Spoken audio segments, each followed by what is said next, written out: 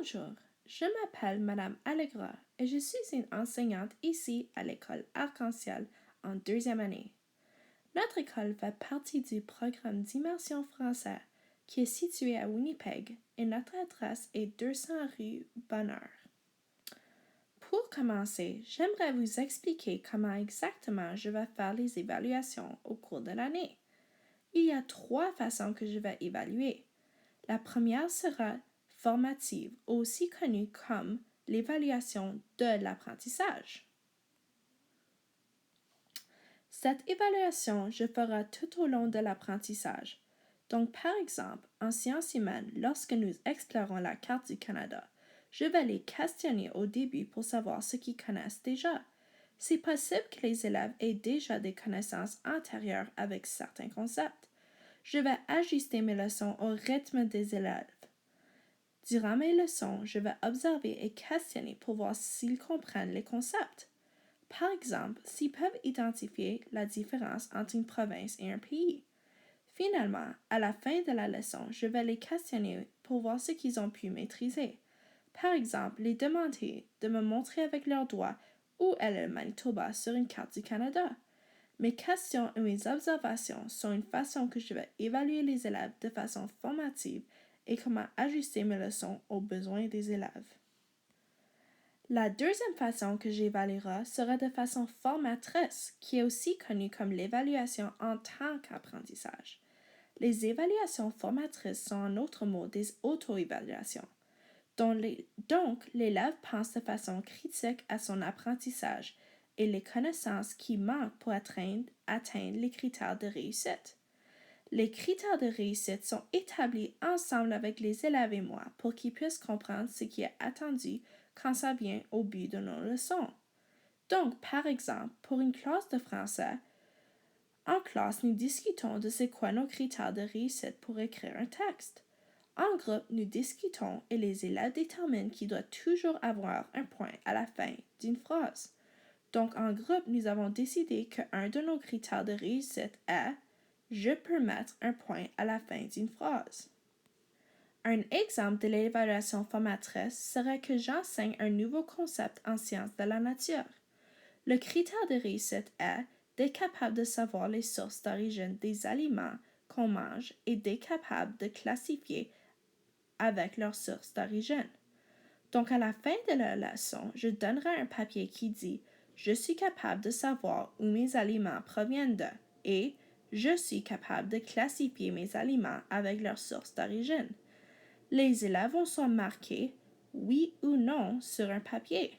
Ceci me donnera une idée de combien les élèves ont compris et les matières que je dois revisiter dans mes prochaines leçons.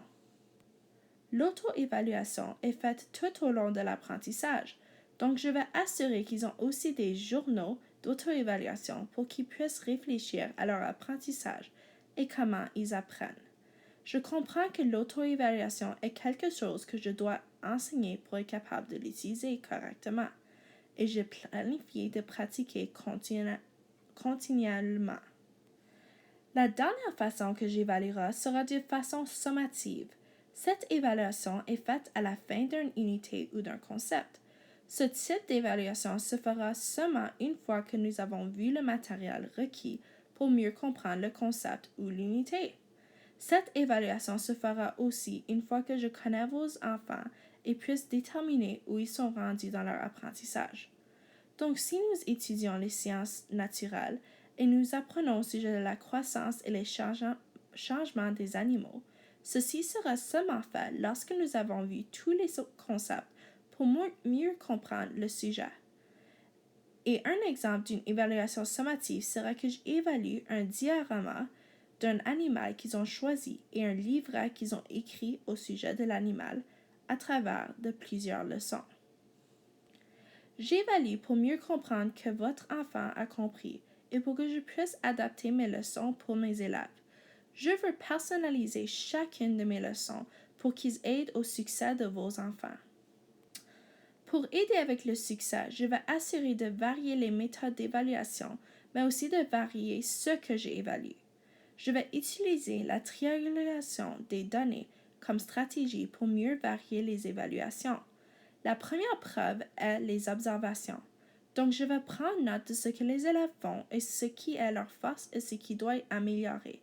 Par exemple, en mathématiques, lorsqu'ils font des travaux individuels, je vais circuler et utiliser une grille d'observation pour voir ceux qui comprennent et ceux qui ont besoin plus d'appui. La deuxième preuve sera les conversations. Donc, lorsque nous avons des discussions de groupe ou en classe, je vais voir ceux qui demandent des questions pertinentes ou peuvent répondre à mes questions. Par exemple, si je revois un terme en français au sujet du masculin et féminin et je questionne la classe, je vais voir ceux qui peuvent me répondre. Une autre façon que je vais évaluer les conversations sera en questionnement de petits groupes et j'utiliserai une grille d'évaluation pour noter ceux qui peuvent répondre aux questions. Par exemple, est-ce qu'on utilise il ou elle pour les mots masculins? Il y a différents niveaux de compétences lorsque ça vient au questionnement.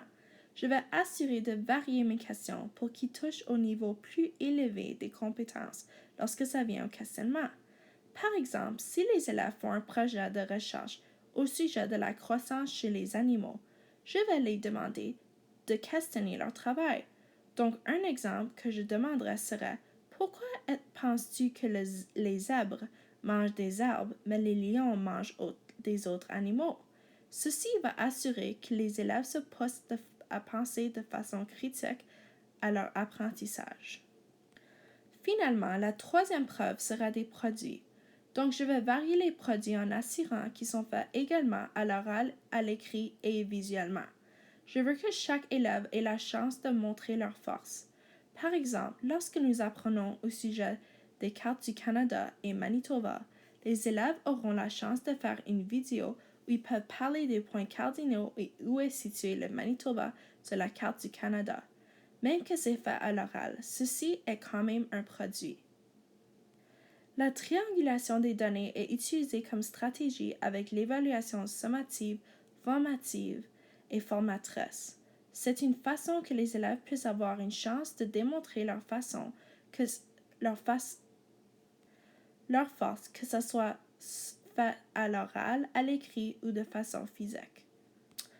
Je crois fortement à la rétroaction. Ceci assure que les élèves savent les étapes à suivre pour être capables de réussir. Je vais faire de la rétroaction avec tous les différents types d'évaluation.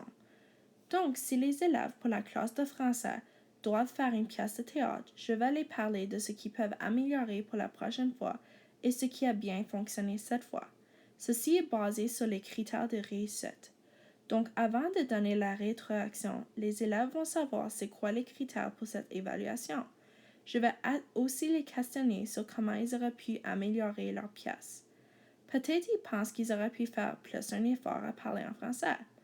Par exemple, je dirais: bien fait les élèves, vous avez parlé fort et vous avez pris votre temps à lire les mots. Que pensez-vous faire de mieux la prochaine fois? Je crois que vous aurez pu essayer d'utiliser des mots en français lorsque vous avez oublié vos lignes. Selon nos critères de réussite, nous avons décidé qu'un de nos critères était « Je parle en français ». Donc, je crois que vous aurez pu améliorer cela pour la prochaine fois. Et bien sûr, je vais toujours assurer d'avoir des mots d'encouragement pour vos jeunes. C'est bon pour leur estime de soi. J'ai vraiment hâte de rencontrer tous mes élèves et de leur aider à travers de tout leur apprentissage. À bientôt!